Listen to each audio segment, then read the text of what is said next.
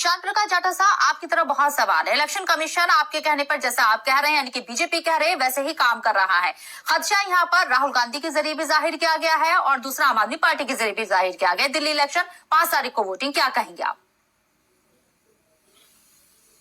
देखिए, भारतीय जनता पार्टी का जिस तरीके से पिछले 10 वर्ष में मोदी जी के नेतृत्व में पूरे देश में जो शासन चल रहा है वो चहुमुखी और पूरे देश में नहीं बल्कि दुनिया में उसका जो है प्रशंसा हो रही है। और इसको कल के बजट में भी एकदम जिस तरीके से दिखाई दिया कि नौजवानों के लिए 12 लाख रुपए तक की छूट जो दी गई है।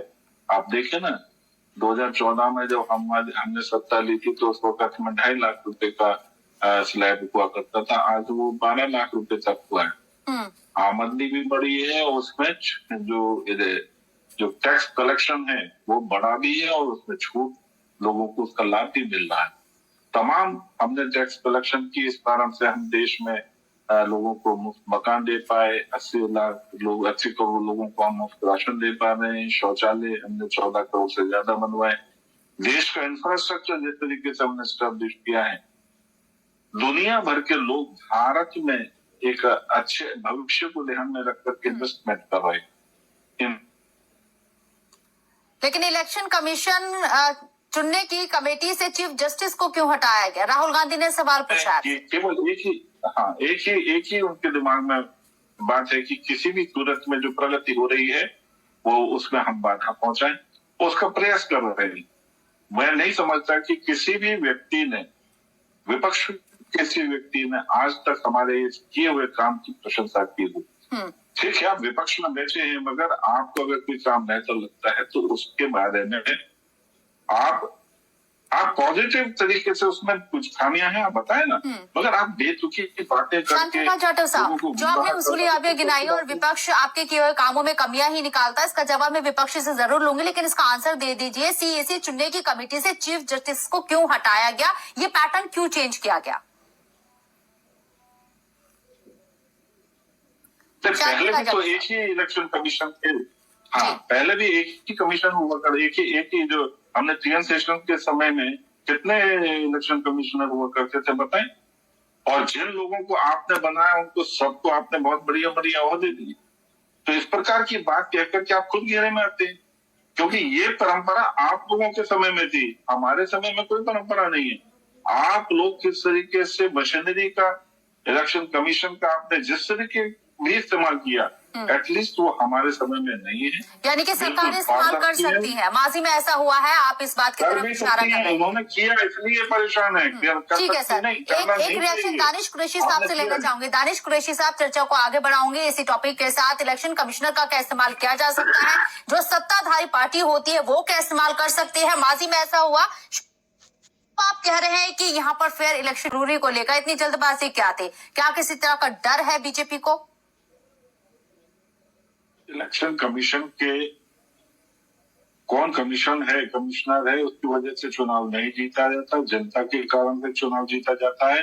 लोकसभा में आप लोगों ने सीटों में इजाफा किया, उस वक्त भी यही इलेक्शन कमीशन थे।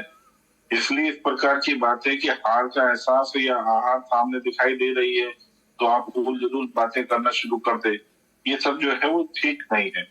सही मायने में आपको जनता के बीच में अपने बढ़िया काम लेकर के जाने की आवश्यकता, वो आप लेकर के जाते नहीं, बल्कि चुनाव के परिणाम आने से ठीक पहले आप जो है उस चीज का आपको एहसास है कि हम हारने वाले हैं, तो इस वजह से आप सारा का सारा ठीकरा जो है वो इलेक्शन कमीशन के ऊपर थोपना चाह रहे हैं।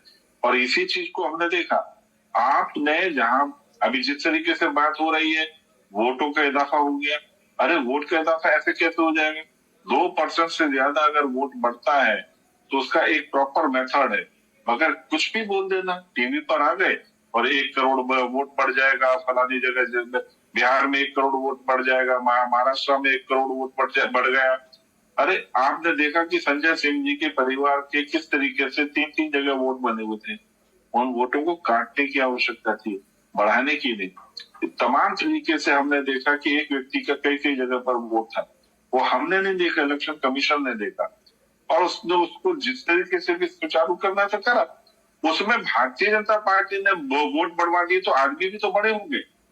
आप एक चीज बताएं, घरों में आपके विधायकों ने मशीनें लगाई हुई आधार कार्ड बनाने की, आईडी कार्ड बनाने की।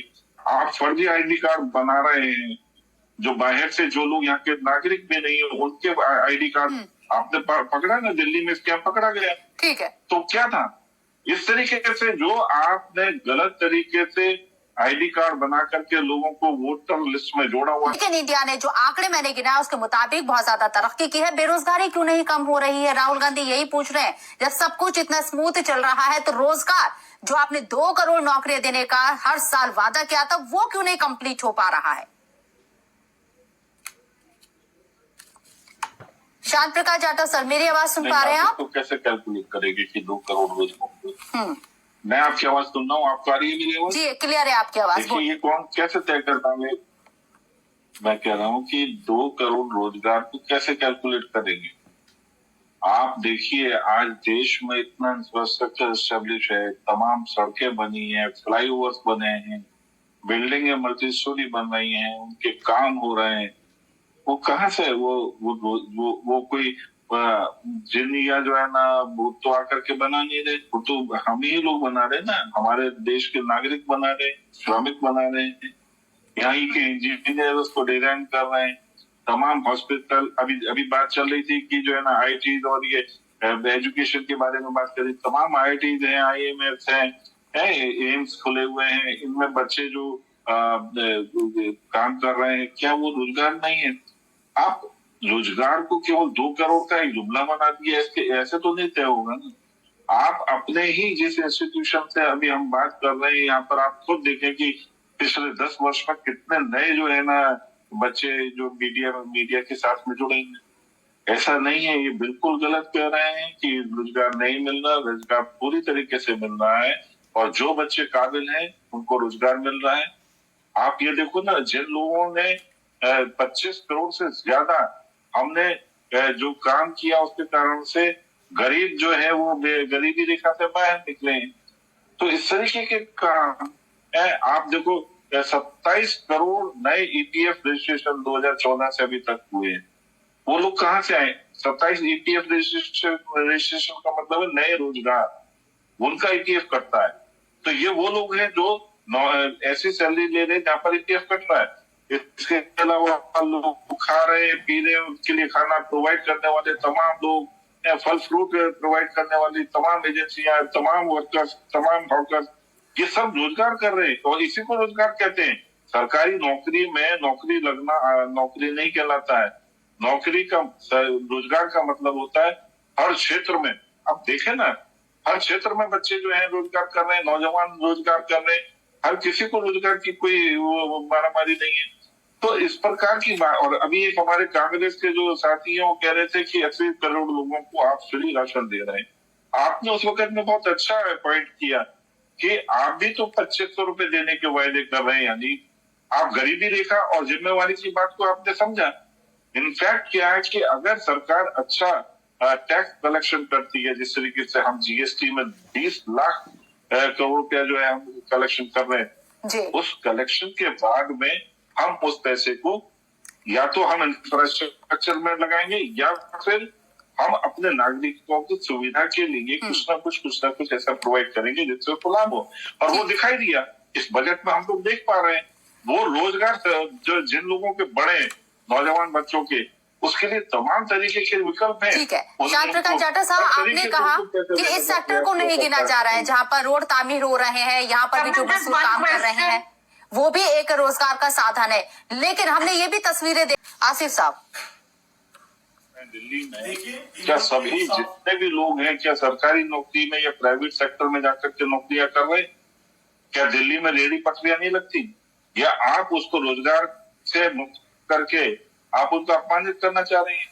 तमाम तरीके के व्यापारी हैं जो उल्टा ले रहे हैं। आपको अगर नहीं, आप एक चीज सुने, अगर डेली मजदूरी कोई कर रहा है तो वो जॉब तो नहीं है, वो तो मजबूरी है, क्योंकि सरकार उसके लिए अपॉर्चुनिटी नहीं पैदा कर पा रही है, उसके लिए शिक्षा नहीं पैदा कर पा रही है, शिक्षा नहीं।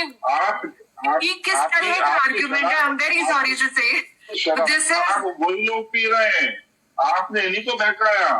आप एक सर के तो साथ एक आपकी बोतल आपका बेंचमार्क वही है, आपका बेंचमार्क रेडी पट्टी वाली है। आप जो है ना, जो बढ़ई का काम करता है, क्या वो रोजगार नहीं है?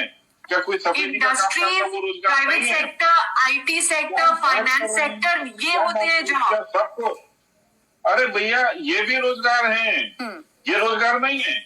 ठीक है, इनको एक बेरोजगार रिएक्शन मोहम्मद आसिफ साहब, मोहम्मद आसिफ साहब। सरकार क्या कर रही है, सरकार इनके लिए क्या कर रही है? और अगर आपकी ये सोच है तो फिर आम आदमी पार्टी जिंदाबाद।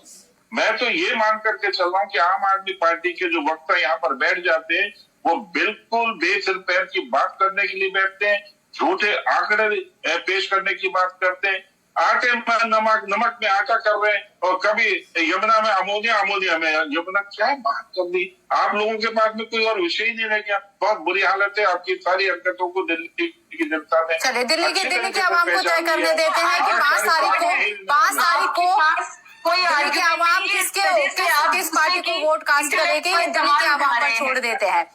लेकिन शोर बहुत है, बीजेपी और आम आदमी पार्टी में कांटे की टक्कर है, ये जग जाहिर हो गया है दिल्ली के चुनावी तस्वीर को देखते हुए।